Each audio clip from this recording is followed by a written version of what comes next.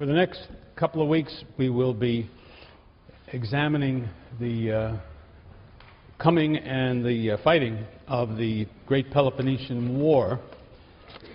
It's a subject that had tremendous importance for the Greeks themselves, and it has been one of the things that has occupied people interested in the ancient Greeks more than most things, partly because of its own extraordinary importance, but I think perhaps even more because of the fact that it was described for us by a participant, a contemporary, Thucydides, the son of Olorus, an Athenian, who by common consent throughout the millennia has been agreed upon as one of the great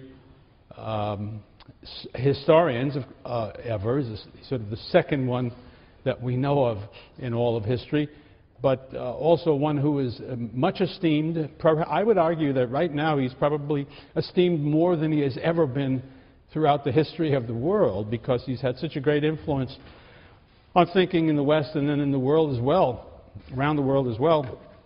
Ever since the 20th century, he really came into his own as events like the First and the Second World War, to be followed then by the Cold War, seemed to observers of the time to be much illuminated by studying Thucydides' account of the Peloponnesian War, and as a consequence, his own way of thinking about history and about war and about international relations and about the behavior of human beings in the mass and a whole variety of subjects in the realm of politics and diplomacy and war. It's for those reasons, I think, that this story has been so carefully looked at compared to others in history. You know that for almost 3 decades at the end of the 5th century, the Athenian Empire fought against the Spartan alliance in this terrible war that changed the Greek world and the civilization of the Greeks forever. From the perspective of the 5th century Greeks, the Peloponnesian War deserves to be thought of, I think, as a world war. You know, it just involves the Greeks themselves, and that's not quite right. That's one of the points Thucydides makes. It drew into it other peoples other than the Greeks who were very important. The Persians were to play a critical role, and similarly the Macedonians, and similarly peoples in Sicily and in Italy. So it doesn't require much defense from the Greek point of view to think of it as a kind of a world war, a critical turning point in Greek history, causing enormous destruction of life and property, intensifying factional and class hostility, dividing the Greek states internally. It was the cause of civil wars throughout the Greek world, throughout its history and subsequently, destabilizing the relationship of classes within cities and between, and the relationships between cities. Ultimately, as we can see from hindsight, making the capacity of the Greeks to resist an outside threat much weaker, and helping to bring about a situation in which they finally did lose their independence, their autonomy. So from so many points of view, the war may be seen as a tragic event, the end of a period of confidence and hope, and I would want to stress that. If you look at the 50-year stretch between the Persian War and the Peloponnesian War, it is the great age of Greece, when so many of the things that we value in the experience of the Greeks were created and carried forward. And a period in which one sees evidence of all sorts of confidence in human capacities and the hope of what will be in the future. All of that, I think, suffered a considerable reversal because of the Peloponnesian War and began a darker time. It was a war of unprecedented brutality in Greek life, violating even the already rugged code that had previously governed Greek fighting, and breaking through that thin veneer that separates civilization from savagery. And it is actually to Thucydides that that way of thinking about things is owed. Certainly for me, that's when I first understood what he's teaching us to such a degree in his history, that there is just a very thin veneer that covers over the brutal, the bestial, the worst and bestial that exists in human beings, even in society, but that society is what makes that, it covers that over and permits something resembling what we would call civilization. But warfare tends to put a strain on that limiting element, which is what society gives you. Anger, frustration, the desire for vengeance increases as the fighting drags on, producing a progression of atrocities that included maiming and killing captured opponents, throwing them into pits to die of thirst, starvation and exposure. That's what happened in Sicily. And hurling them into the sea to drown, which became the practice towards the end of the Peloponnesian War. It was a case of a band of marauders murdering innocent school children. Entire cities were destroyed. The men killed, the women and children sold into slavery. I don't say there were no atrocities before the Peloponnesian War, but nothing like the concentration of them that developed, and also, I suspect, a whole new range of them also came into being. One reason being that in the past, wars had been short. And one of the messages I think Thucydides wants to give us is that the longer a war persists, the more inevitable is the sinking below the civilized levels of warfare, if there is such a thing as a civilized level of warfare, to a much more horrible way of fighting. And as I said, although the war ended over 2,400 years ago, it continues to fascinate readers today. I was so astonished. I wrote a one-volume history of the Peloponnesian War. They sold 50,000 copies of the damn thing. I was truly amazed. So was my publisher. But I think I shouldn't have been amazed, because for maybe a century now, people have been studying Thucydides and the war, or when they have not been studying, they've been hearing about it. References have been made to it by distinguished people. General Marshall referred to it in a famous quotation when he was Secretary of State. And people keep talking about it, and so the curiosity, I think, rather than the familiarity, the curiosity about what is this all about may account for this. But it's also true that if you go to the Thucydides and the Peloponnesian War are taught in all the military academies.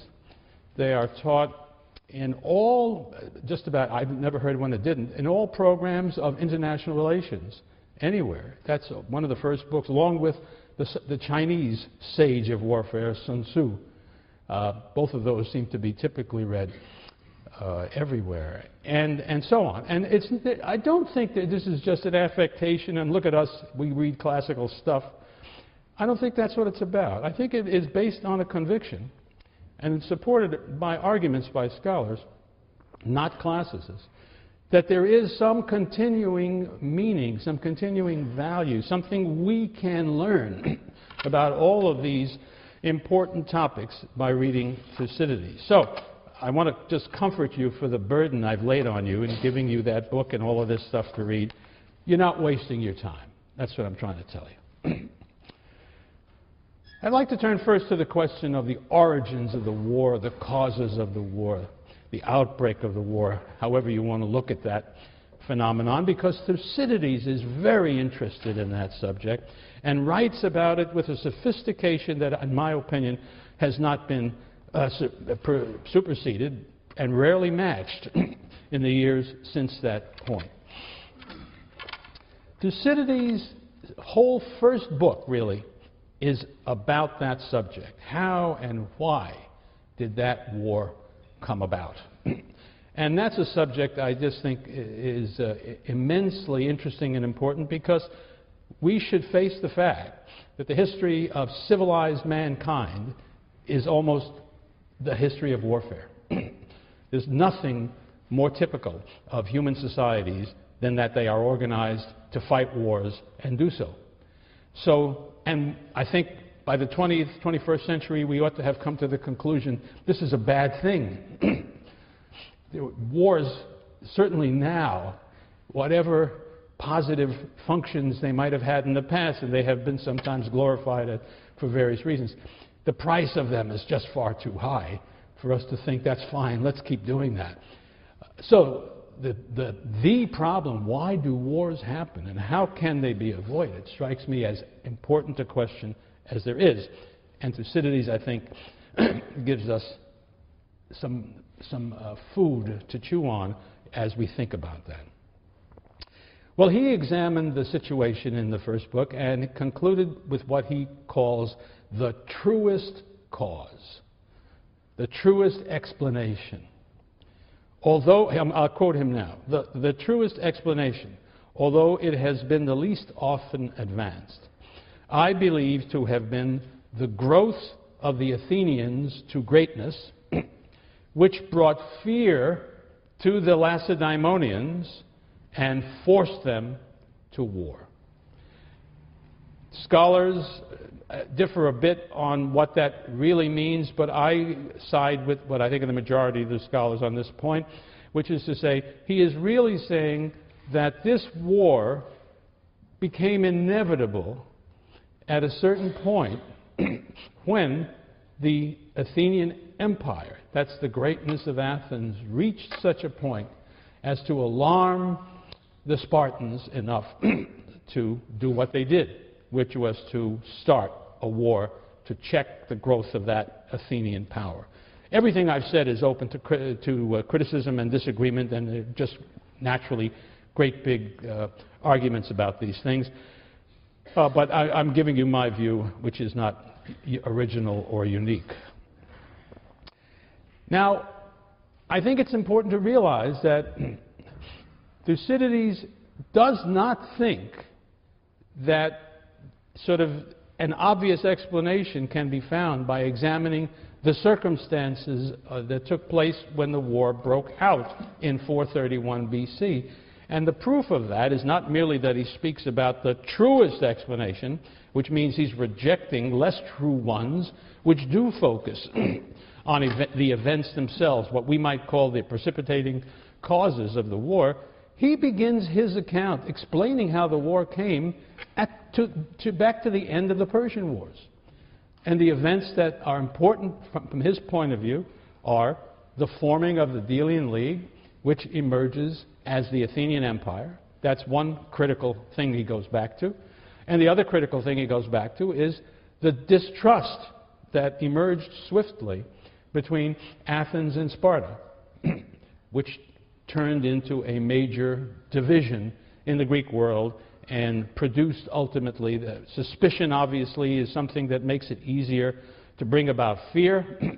And so we get to that second element that Thucydides talks about, the fear that the growth of Athenian power engendered in the Spartans. And what is so splendid, in my eyes, about Thucydides' understanding of why these things happen and why it's so superior to what is typically taught in the graduate schools that study international relations, is he's talking about human emotions.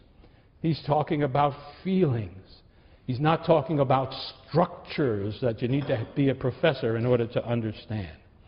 I think that that's one of the powerful things. Thucydides is interested in structures. The first one ever looks at it, thinks it's a very important thing. But when he comes down to explaining why nations go to war, he looks at the feelings that the people involved have. Well, we've talked already about some of the events that he describes, taking them mainly from him. I'm talking about the beginning of the Delian League, the conversion into an Athenian empire, the suspicion that aroused among the Spartans, but the fact that they worked things out until the Thasian rebellion, where we see the Athenians acting more aggressively with less justification than they ever have before. But what I didn't tell you, because I wanted to save it for this context, is that Thucydides mentions the fact that when the Thasians launched their rebellion against Athens in 465, they went first to the Spartans and asked them, if we rebel against the Athenians, will you invade Attica? And the ephors, the officials that conduct foreign policy in the first instance in Sparta, said they would. Well, they didn't, because before they could do so, the great earthquake occurred, which prevented them doing any such thing. It needs to be pointed out that this message, that these talks that went on between the Thasians and the Spartans were secret. And we have to believe that at this time the Athenians did not know about these conversations. Because if they had, there is no way they could have been persuaded to send help, 4,000 hoplites, into the Peloponnesus to help the Spartans against the Helots. So I think we need to accept Thucydides' assessment of that situation. Well, we know what happened. The Athenians were sent away because of the suspicion that the Spartans felt for them and their way of government. And this produced a tremendous anger in the Athenians. And it also led to a revolution internally in which the Chaemonian regime was replaced by one led by more radical Democrats like Ephialtes and Pericles. And also a diplomatic revolution in which the Athenians withdrew from the Greek League under Spartan leadership, and in which they made alliances first with Argos, the great enemy of Sparta, and then with the Thessalians, whom they hoped would supply them with useful cavalry in case of a future war. So those are all, that's a terrific takeoff point for the first quarrel of seriousness between the two sides, which modern historians call the First Peloponnesian War. One other thing that happened at the conclusion of this previous period, that is to say, with the end of that, with the withdrawal of the Athenians from the scene, the Spartans finally took care of the Helots. They never were able really to defeat them and get them down from their fort up on Mount Ithome. But they finally made a deal with the people up there saying, we will allow you to come down in safety and go away someplace so long as you leave the Peloponnesus.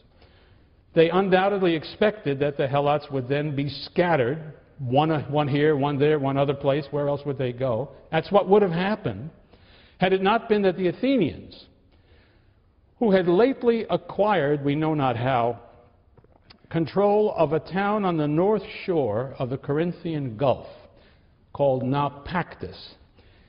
It has a very good harbor, and it is so located as to be wonderful as a naval base for somebody who wished to be able to control access to the Corinthian Gulf.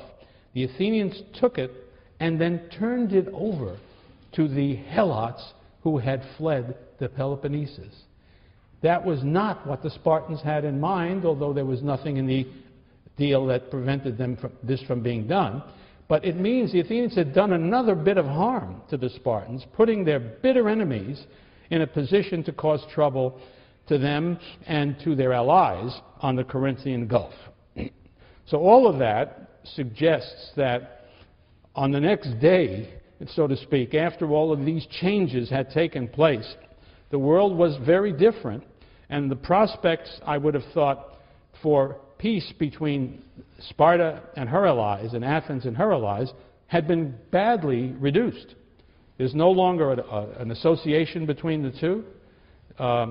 The Athenians have allied themselves with Spartan enemies. The Athenians have taken the Helots and put them in this terrific place.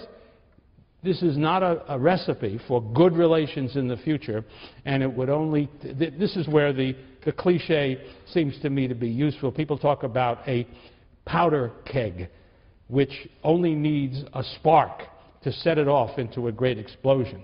People use this about the outbreak of many wars. Sometimes it's an apt thing, and sometimes it's not. This time I think it is, as we shall see, it didn't take very much to produce an explosion between Athens and Sparta after these events. And I guess the spark was provided by a quarrel that took place between two Spartan allies in the Peloponnesus, Megara and Corinth, neighbors on that isthmus that leads into northern Greece and into Athens. And since they're both members of the Spartan alliance, the Spartans had choices to make about what was happening. And the choice was soon forced upon them, because when it was clear that the Corinthians were winning the argument, winning the war, I should say, that they were fighting against Megara, the Megarians came to Sparta and asked for their help in putting down this war and ending it. And the Spartans said, no, we're not interested. It's your business, not ours. Now, that's interesting. We can't really tell, because there's nothing written about it, what obligations the Spartans had when two allies, who are autonomous states according to the theory, decide to fight each other. It looks to me, because nobody complained about it in terms of constitutional irregularity, that the Spartans had every right to ignore what was going on. We must assume, I suppose, that in the centuries or century or so before, the Spartans must have ignored other quarrels between allies and allowed them to fight it out or settle it any way they want. The Spartans don't give a damn who wins as between Corinth and Megara, and why should they get involved? And I think that hands-off attitude must have been encouraged by the fact that they had just probably was still recovering from the earthquake and the Helot rebellion that came after it. They really didn't need more trouble, and so they let the thing go. Now, the reason the Spartans could take such a cavalier attitude in the past was that they were the only great power in the Greek world. But in 461, that was not true. The losers, Megara, had a choice. They could and did go to Athens and say, won't you help us against Corinth? If you do, we will leave the Peloponnesian League and join the Athenian side. Now that is brought about, as I say, by the new circumstances. This is one of those places where those of us who remember the Cold War are immediately struck by similarities. There were troubles all over the world, so long as it was known that NATO was on one side and the Soviet Union and the Warsaw Pact was on the other. All kinds of places that neither had any interests in would call on, when they were in a war or some kind of a fight in their own places, Africa for instance, they would go to one side or the other and say, help us or we will seek help from your enemy. And that confronted each side with a hard problem. I don't give a damn what happens in country X, you might say, but I don't want the Russians there, and vice versa. This is the kind of problem that one sees in this situation. So the Athenians were confronted by an extremely tough decision. I want to try to communicate to you my sense of how difficult the calls are in this situation. Now, one natural reaction would be this, it seems to me. Why in the world should we accept this defection from the Peloponnesian League? Because it's bound to anger the Spartans and very likely bring us a war with the Peloponnesians, which is a very hard thing to face. What do we care about the quarrel between Megara and Corinth? The opposite assumptions would be, no, we don't care about who wins between Corinth and Megara, but we do care about having Megara on our side, because if we control Megara, if the Megarians are on our side, Megara is situated on the side of the isthmus right next to Athens. And more than that, there's a mountain range that runs through Megara that makes it very difficult for somebody to make his way through that territory if they are opposed by military force.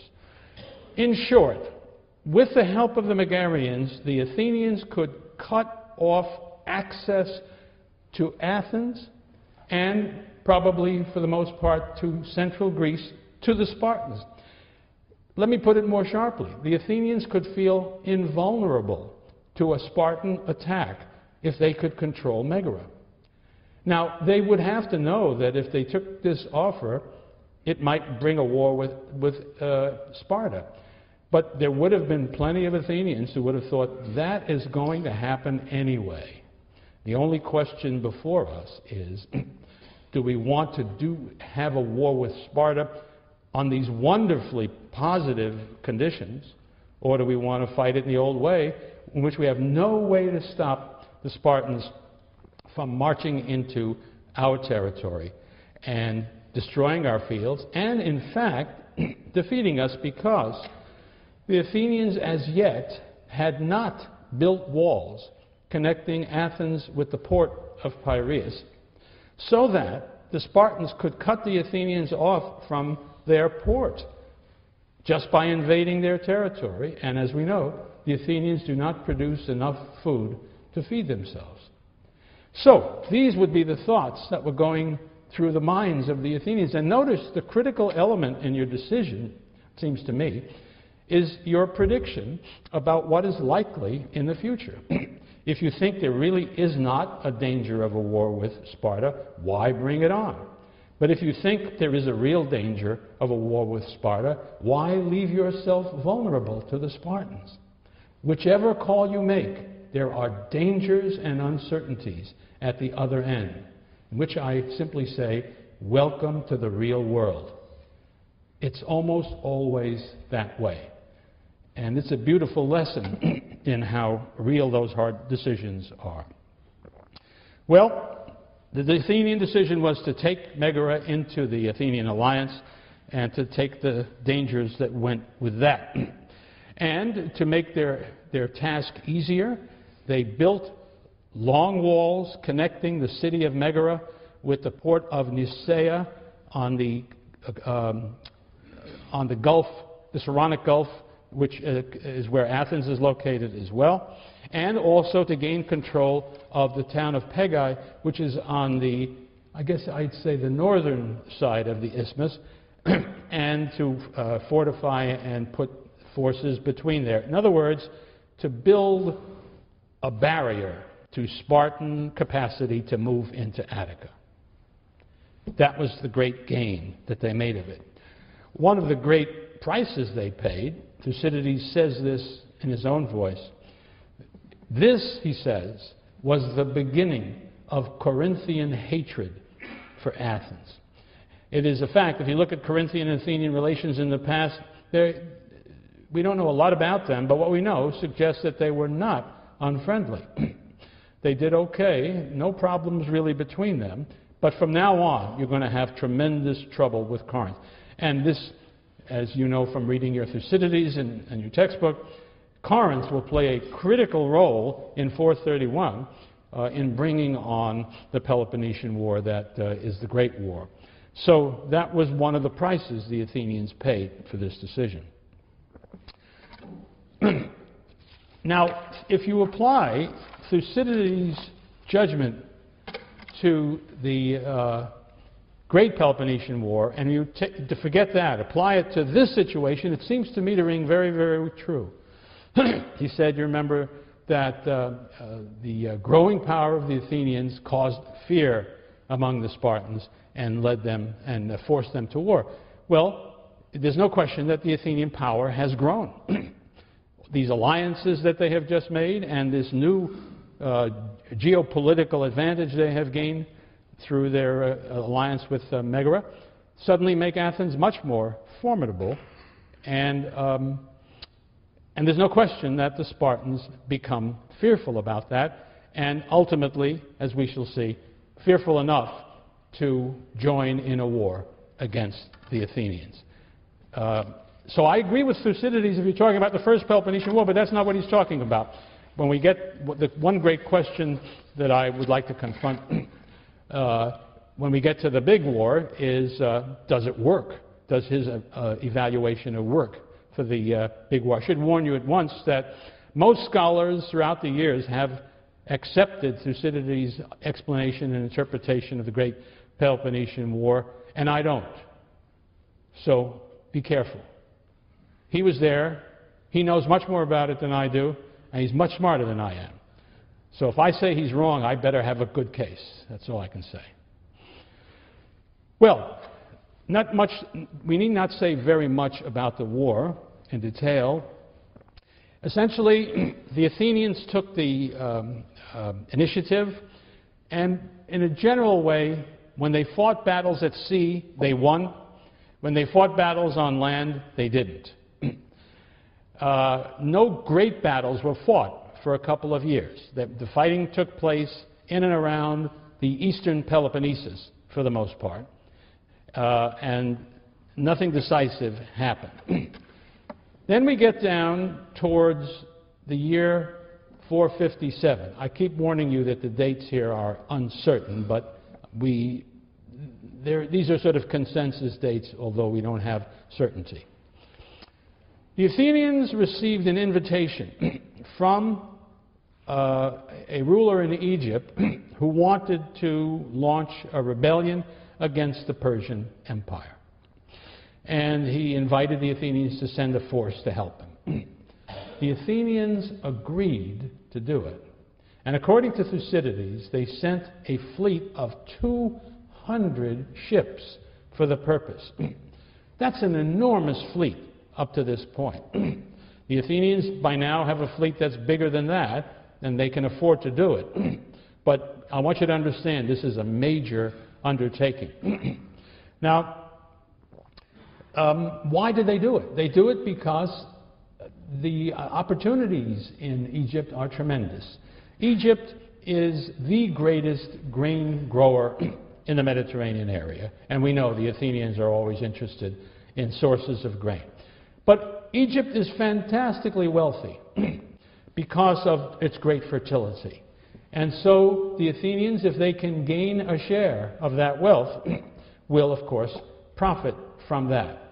And finally, the Athenians are still officially at war with Persia. So it's perfectly reasonable to try to strip the Persians of possibly their richest province. All of those things make their decision understandable. Now, on the other hand, you might ask the question, now you know you're engaged in a war with various Peloponnesians, and that although the Spartans haven't taken any action yet, you can expect some from them. Is this a great time for you to tackle yet another war against the Persians?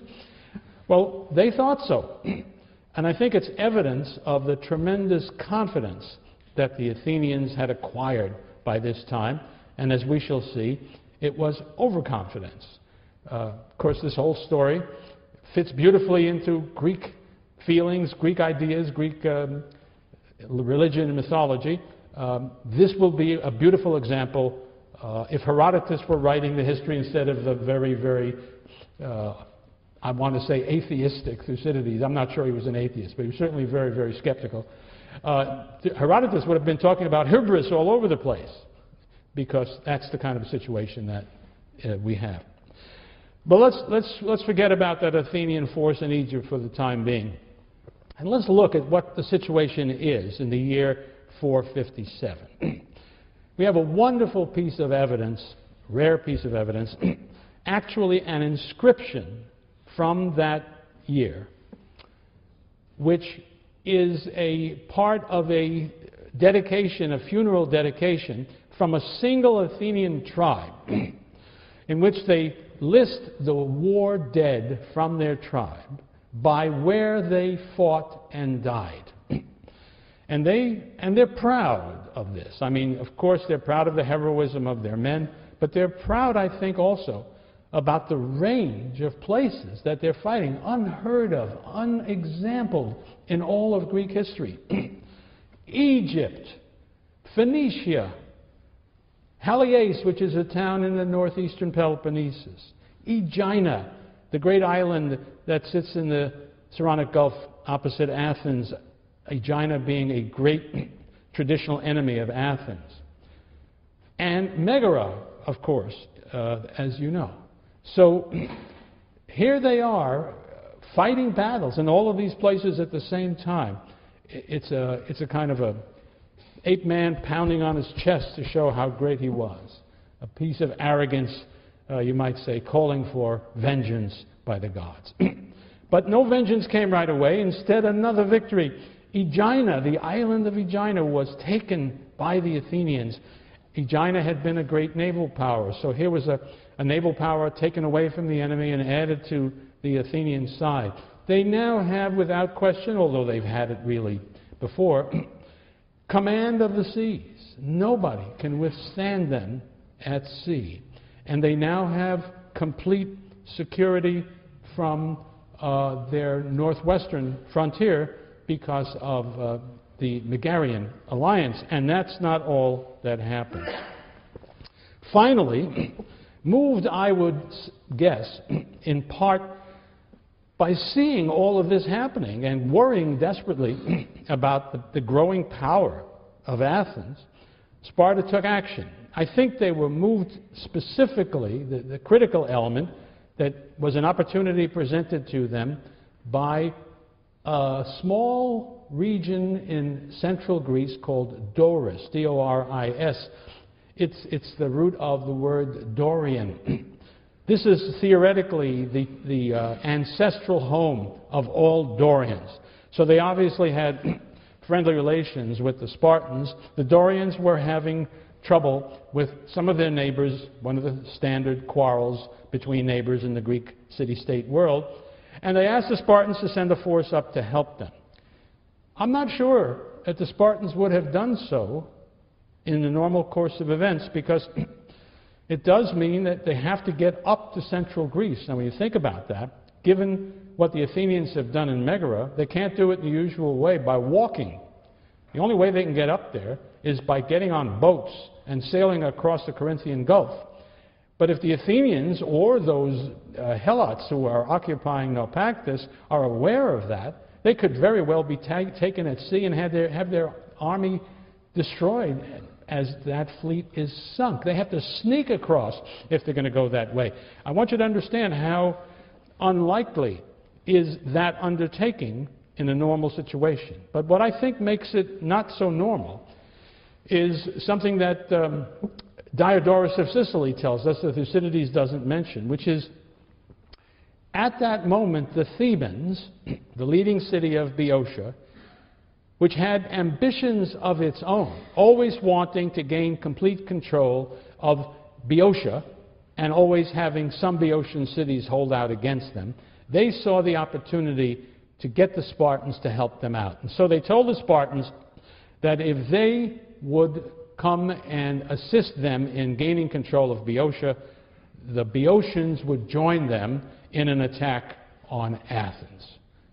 And so I think it was that made it possible for the Spartans to agree and to act. They do so. They take an army much more than they need to deal with the Dorian problem. They slap that down right away, and then what do you know? They come marching down to the Athenian frontier with Boeotia, to a town or place near a town called Tanagra. The Spartans, of course, were able to sneak across the Gulf of Corinth. You may ask, why were the Athenians and the Helots so sleepy? It never occurred to them, is what I say, that the Spartans would ever do a thing like that. And so there they were. A battle is then fought. I mean, we're talking about large forces now. The Spartans send 11,000 men. That's a very big... they don't have 11,000 men, I mean, of their own. The Spartans and their Peloponnesian allies go up there. And now they are put together with Boeotian forces. Boeotians are very good fighters. The Athenians send their army out to the frontier to meet them. It's the greater part of the Athenian army. This is a very big battle by Greek standards. And the result is almost a standoff. The Spartans technically win. And that means that they were able to command the field after the fighting was over. put up a trophy, collect their own dead. The Athenians, of course, were required to come and ask them for permission to collect their dead. So there wasn't any question, if you follow the rules of hoplite warfare at the time, who won. The Spartans won. But if we think of it from the standpoint of warfare, and you ask about what were the strategic consequences of the battle, that's how today we would say who won that battle. It was a standoff, and I guess you could say the Athenians won, because the purpose of the Spartans was to defeat the Athenians and to compel them to abandon all the things that they were doing and had done. And in this they failed, because they had suffered heavy casualties in the fighting and were not in a position to renew the battle and to force the Athenians back or to crush the Athenians in fighting. The Spartans simply marched back into the Peloponnesus. The Athenians were in no condition to stop them. So that was that. And as one sees from what happens after that, it really looks more like a strategic victory for the Athenians, because now, A, they have not been destroyed, they have not been defeated in any useful way, they have not been stopped in what they were doing, and to prove it, the Athenians take an army northward, when the Spartans have withdrawn, into Boeotia, defeat the Boeotian army at a place called Enophita, and the next thing you know, establish democratic governments in all the Boeotian cities, which are friendly to Athens.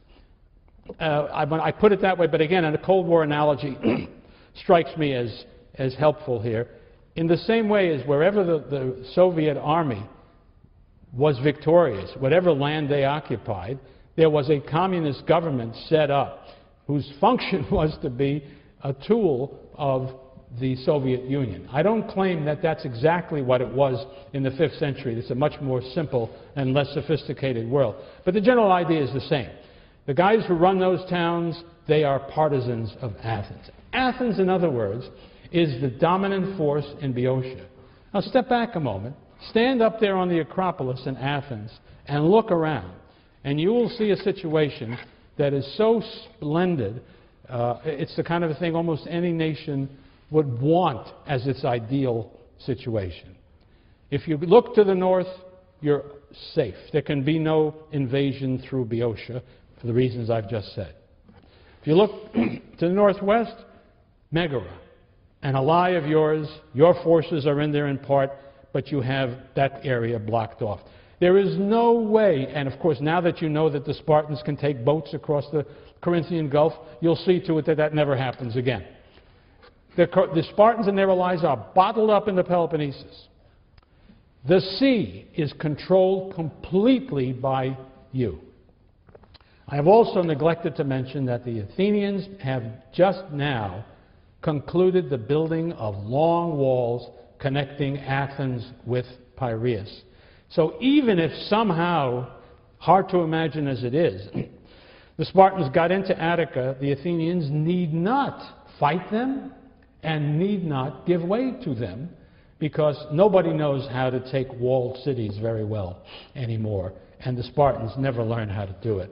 So if you look at it from that point of view, until somebody invents an airplane, Athens is absolutely invulnerable.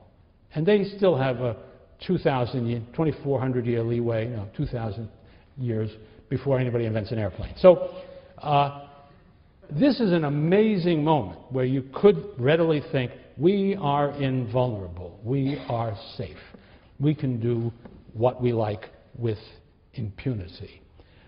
I think this is a very important moment in Athenian and in Greek history. I think then there were Athenians who never got over remembering that's what we achieved, that's what we can achieve, that's what we must aim for in all future circumstances. And when we get into the Peloponnesian War, and there come moments when it seems possible that the Athenians can make a negotiated peace with the Spartans that's okay in the war, and they turn it down, I think people, Thucydides and others, suggest that they're just out of their minds. Maybe they are.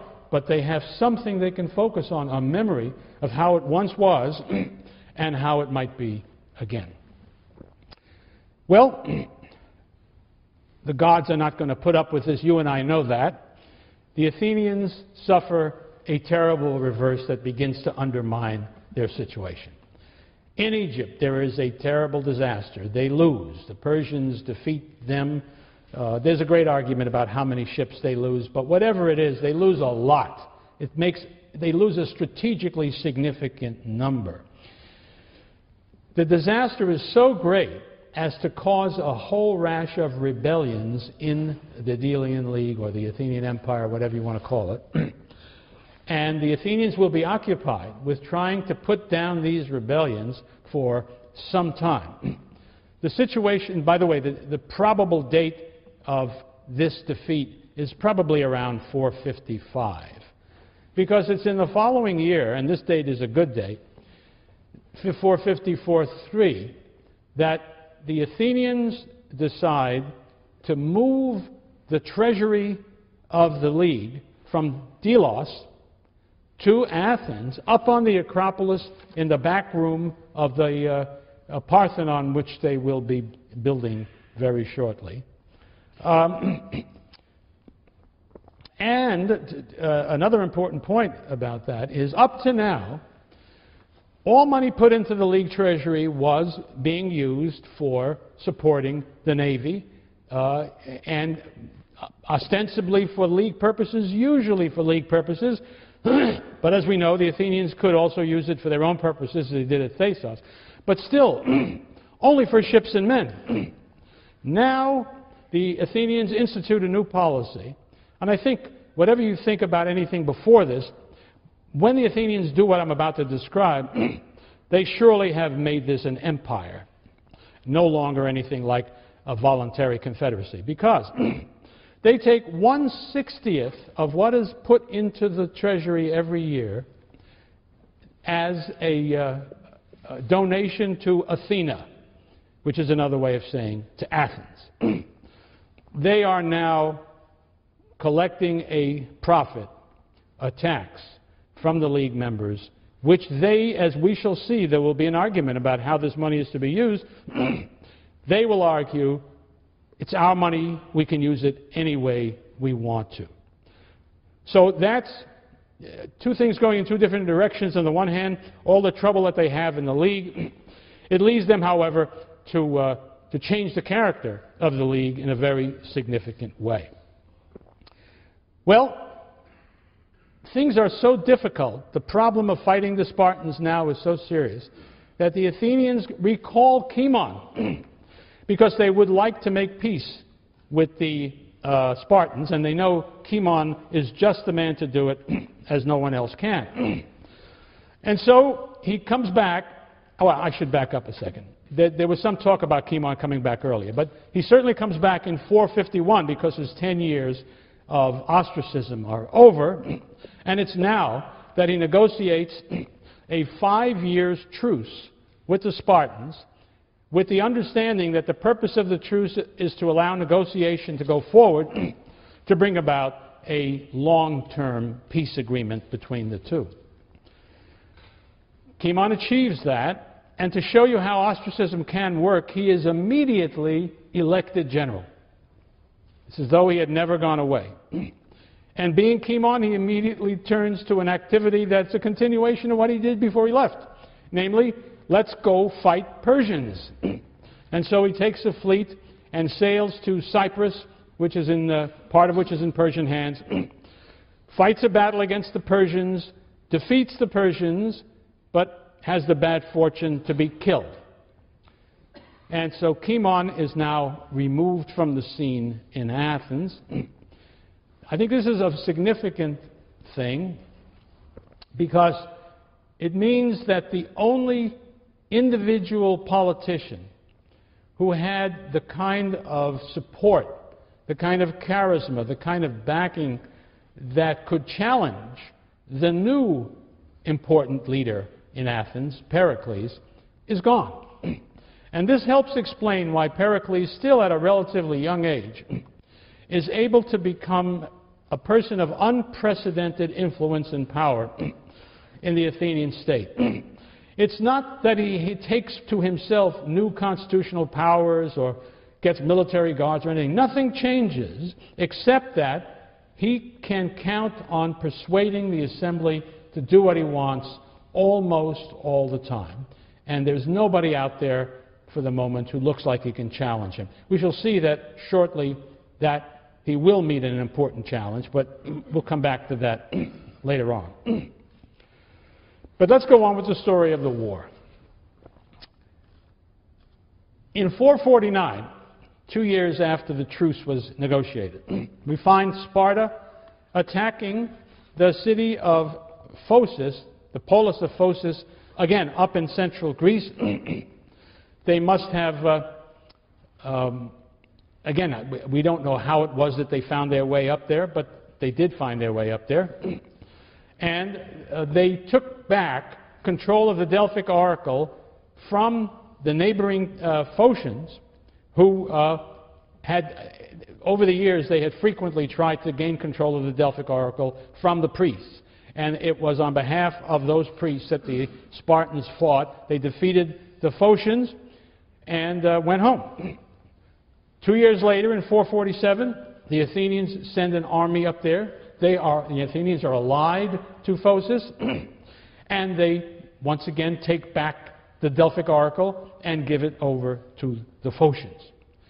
These are signals that the truce is not really working, that the two sides are not finding a way to live together peacefully for the future. And sure enough, in the year 446, a series of events occurs that upsets the peace and the balance that the Greek world had found for temporarily. First of all, there is an oligarchic rebellion throughout the cities of Boeotia. And of course, they drive out the pro-Athenian democratic regimes, and suddenly Boeotia is a hostile place, no longer a friendly place, one from which the Athenians can expect trouble. There's a big argument in Athens as to what should we do. Pericles says, let's not do anything. We really can't afford to engage in ground campaigns against serious opponents. We tried it, but we can't keep Boeotia. We'll just have to let the Boeotians go. Against him was a general, an Athenian general. Sometimes I'm astonished by the names that crop up in Athenian history. You wouldn't dare do it. You wouldn't invent names like this if you were writing a novel, because people would laugh. This guy's name is Ptolemies. It comes from the Greek verb tolmao, which means to be bold, to be daring. That's what he is, bold and daring. He marches an army into Boeotia to get the place back for the Athenians. In other words, he defeated Pericles on this issue because he couldn't do that without getting the assembly's approval. But the Athenians must have been mad too and said, let's go beat those Boeotians up and force them back into our control. Ptolemies runs into a terrific defeat, suffers extremely heavy casualties by anybody's standards, and Boeotia is lost for good. The battle, by the way, in which Ptolemies is killed is the Battle of Coronea, C-O-R-O-N-E-A. Athens is now driven from central Greece, and that glorious picture I painted for you has been marred by a hostile force on the northern enemy. But that isn't all that's happened. Seeing that the Athenians were troubled, were weak, were vulnerable, and can be beaten, suddenly all of the unhappy folks that were around took advantage of the opportunity. On the island of Euboea, to the east of Attica, there is a rebellion. This is really deadly, even from Pericles' point of view. He cannot permit rebellions in the empire, on islands. It threatens the control of the sea. It's not just that he can't have Euboea be independent. You cannot let rebels in your empire succeed because it encourages other rebellions. And they've just been through that. They've had to fight their way through a whole rash of rebellions after the defeat in Egypt. So Pericles personally takes an army and sends it, and takes it, I should say, to Euboea. And while he is gone with his army off in Euboea, remember with Boeotia now hostile, there is a rebellion in Megara. This alliance with Megara was always a very iffy thing. We should remember two things about the past. One is that Megara and Athens have been bitter enemies for centuries.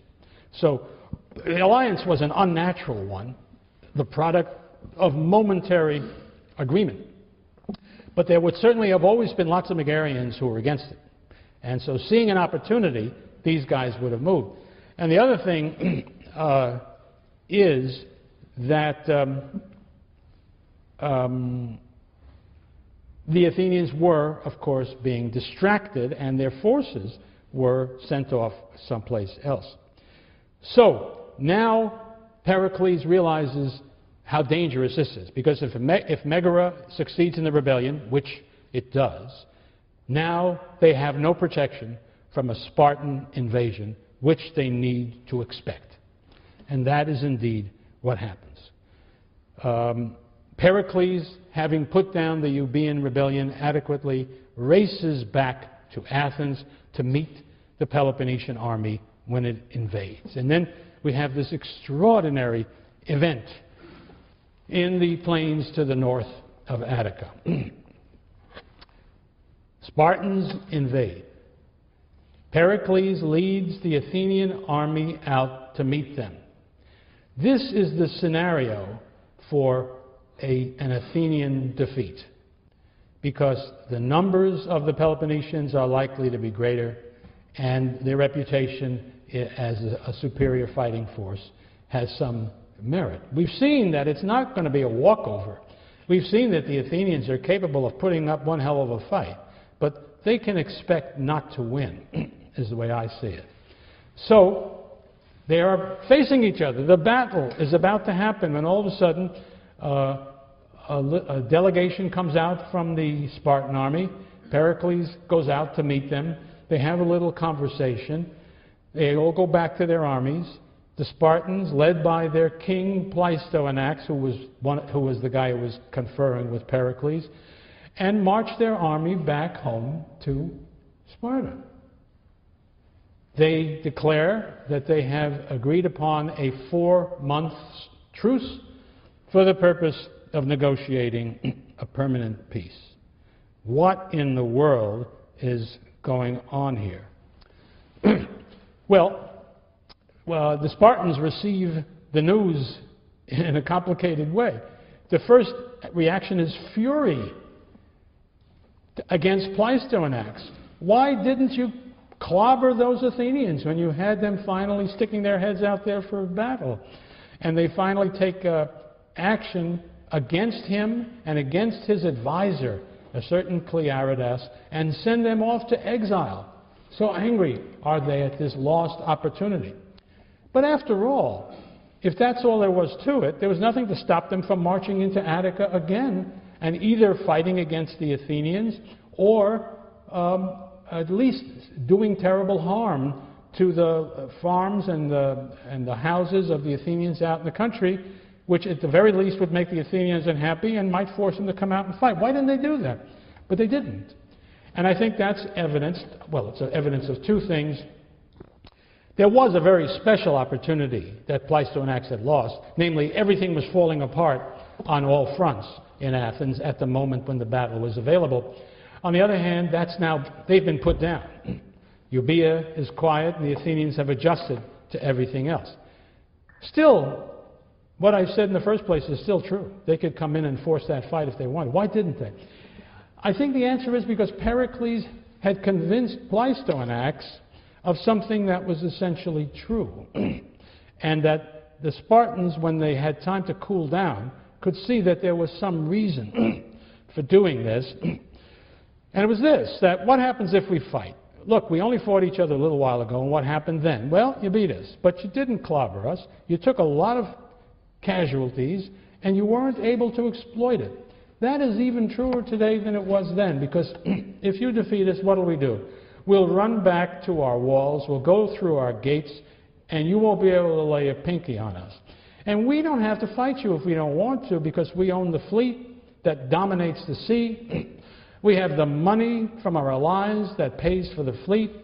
As long as we have control of the sea, you can ravage our country all you want to. We can get all the grain we need through imports. So what are you going to do then? You'll have taken casualties for nothing, and you still won't be able to compel us to do what you want. I think that's the argument that Pericles must have given to Pleistocnax. Pleistocnax' whole career suggests he was not a man eager for war, and he was glad to have that opportunity to avoid it. But remember, the Spartans could have overdone that, and they didn't. And I think it shows you that this was an argument that had some reality and had some appeal. So, that 4-month truce was successful. It led to the negotiation of a peace between Athens on behalf of its allies and Sparta on behalf of its allies, the 30 years peace, which is concluded over the winter of 446-445. The arrangements of that peace are that Athens would give up all of its holdings on the continent, that is to say outside the Aegean Sea, except Naupactus, which they would continue to leave in the hands of the Helots. In tacit recognition, nobody formally did it, but the point is they let the Athenian allies be included in the Athenian decision. That meant the Spartans recognized the legitimacy of the Athenian Empire. Then they had a few rules meant to prevent the outbreak of war in the future, and like most of these peace treaties who decide to try to prevent war in the future, they basically look back to how this war started and try to prevent this war happening again. For instance, this war came about because the ally of one side changed sides to the other. That was forbidden under the new treaty. And somebody must have thought, yeah, right, but what if there's a neutral state that wants to go from one side to the other, and what if that state has significant strategic importance? Wouldn't that test the peace at all, or would it? And they concluded it wouldn't, because they said neutrals were free to join either side. So in other words, if a neutral joined one side, nobody could say, okay, that's a cause for war, because it wasn't. And finally, the most remarkable, and I believe original, absolutely original idea of its kind ever. I don't believe there's ever a time in history that we have a record of such a thing being present. I'm talking about a clause in the treaty which provided that if in the future there were any disagreements between the two signatories, any complaints that they had against one another, these must be submitted to an arbitrator for decision. Remember, I'm not talking about a mediator who says, let's talk it over, boys. I'm talking about an arbitrator who has the right and responsibility to say, you're right, you're wrong, or some version of such a thing. If that clause had been adhered to, it's only a matter of logic that says there could never be a war between these two sides. It's an amazing idea, and I'm going to claim with no proof, I'll be doing this again and again for a while, I think this is Pericles' idea. Because, I mean, everything that I'm going to point to that's so unusual and unheard of before, Pericles is involved with it, and I think he just had that kind of mind. Very inventive, ready to find new ways to meet old problems. I think this was his notion, and I'm convinced it was his determination that this would be the case, that in the future there would not be a settlement of differences by the threat of war, but by arbitration, that helps explain the very determined position he will take in 431. This is very important. I don't know how much the Spartans felt that way or knew about what was going to happen. Obviously they didn't, but they bought it. That's the treaty. The two sides swear to it, and for 30 years they must adhere to these provisions. That is the 30 Years' Peace, and I think we need to evaluate it to get at this argument I'm engaged in with Thucydides that you're listening in on. That is, there are pieces and there are pieces. They're not all the same. I, for my own purposes, have come up with, I think, 3 categories of peace, and want to suggest which one this belongs in. There is such a thing as people have spoken of the First World War, the Peace of Versailles was often referred to by its critics as a Punic peace. They're talking about the peace, they think they're talking about the peace that concluded the Second Punic War with Hannibal. But no, they're talking about the Third Punic War, in which the peace was the city of Carthage was destroyed. The Carthaginians were driven away, those who were not killed. The fields were plowed up and salt put in the furrows, so they thought nobody could grow anything there again. That's a Punic peace. And there's something to be said for a Punic peace. You'll never have a war again with that country because it doesn't exist anymore. That's one extreme. At the other extreme is where, I suppose, the winning side can impose a harsh peace, but chooses to impose a gentle peace in the hope that in the future they will have friendly relations with the other side. And so they trust the other side, even though it's not destroyed, to be good. And if there are such examples of such things, they're usually a case where the defeated side has been so weakened that it's highly unlikely in the future that they will be a problem. Another, then there's the kind of a, let me back up a step. Then there's the kind of a peace that people say was represented by the Peace of Westphalia in 1648 that ended the 30 Years' War in Europe, in which arrangements are made. Nobody has actually been defeated. There is no clear-cut winner. There are no just plain losers.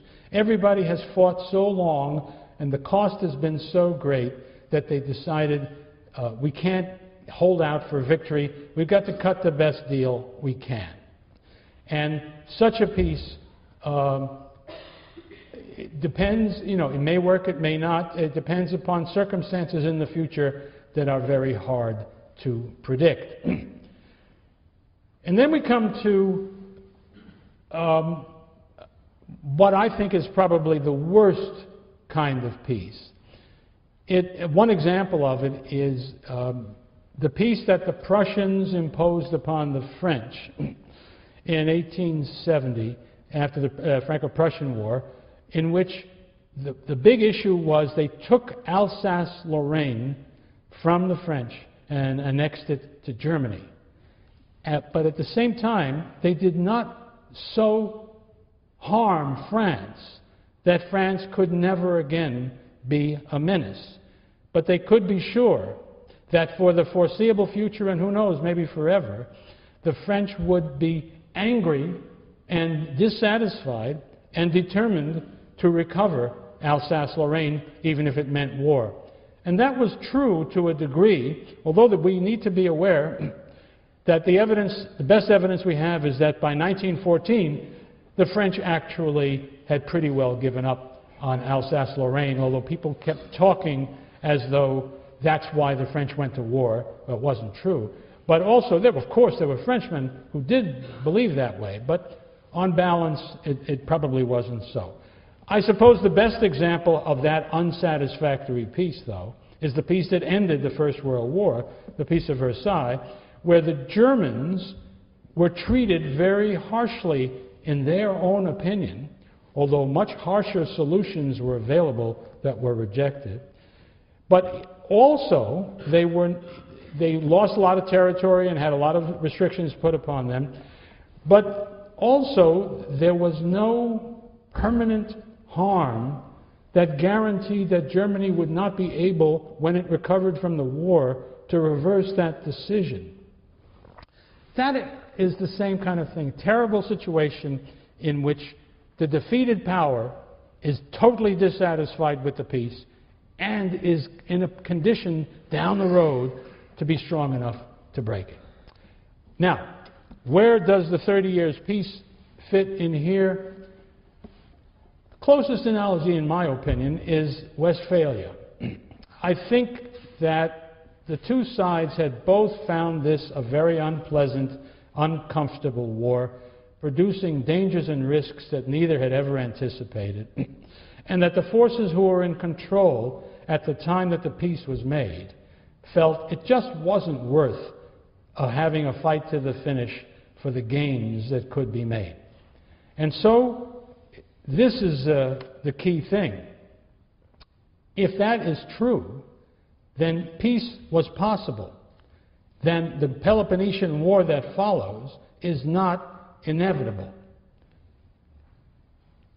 Scholars argue still, did Thucydides say it was inevitable? I think he did. Most scholars do. Some people think not. But whatever he may have said, that is certainly a view many a scholar has taken. So I'm saying no. And the reason I'm saying that is, first of all, because of the facts I've just laid out before you. But I think also, this is important, so much depends not only on objective conditions, but on intention. This is one place where historians differ typically from political scientists. Political scientists like to have everything, what's the word I want, not having to do with human intention in any case. They have to be automatic. They like to be systemic. That's what they like. Nations are billiard balls. You can't look inside them. They're not made up of people. They're not even made up of factions or parties. The state does what it has to do because of the place on the pool table where it is located. Historians like to ask, what were these guys interested in? What did they want? What were they afraid of? Who were they mad at? That's the way proper historians. It's true that proper historians are harder and harder to find. Too many sort of political scientists hidden among the historians. But a key question to whether this peace will last, has to do with, in my opinion, with these human questions. How do the players really feel about it? Do they see it as this is the way it's going to be, we want it to be peaceful, or are they just accepting it because they can't avoid it? Well, I think the evidence suggests that the people who made the treaty certainly were persuaded that peace was better than war, and they would like to bind their hands to some degree to make it harder for a war to come out. Pericles, I think, will prove that by the time we get a chance to examine his behavior in 431. But I think it was the peace party, and there are parties in Sparta, as I've told you before, that group of people who typically was conservative and reluctant to risk what they had already for what they might gain in future warfare. And I believe that they were the normal party in Sparta, and this is all debatable, but I think that that's the normal situation in Sparta. To break the peace, you need for that situation to be undone by something. And events, opportunities, fears, chances to succeed have to fall into place in a certain way to break that. So what I'm telling you is, from my point of view, it's not at all clear that there needs to be another war. Well, anybody who says that has the obligation of examining why did the war break out, why did the peace fail, and that's what I will turn to next. I will examine the years between 445 and 431 in which the peace is tested to see whether it really had any viability before it failed. We'll have a look at that next time.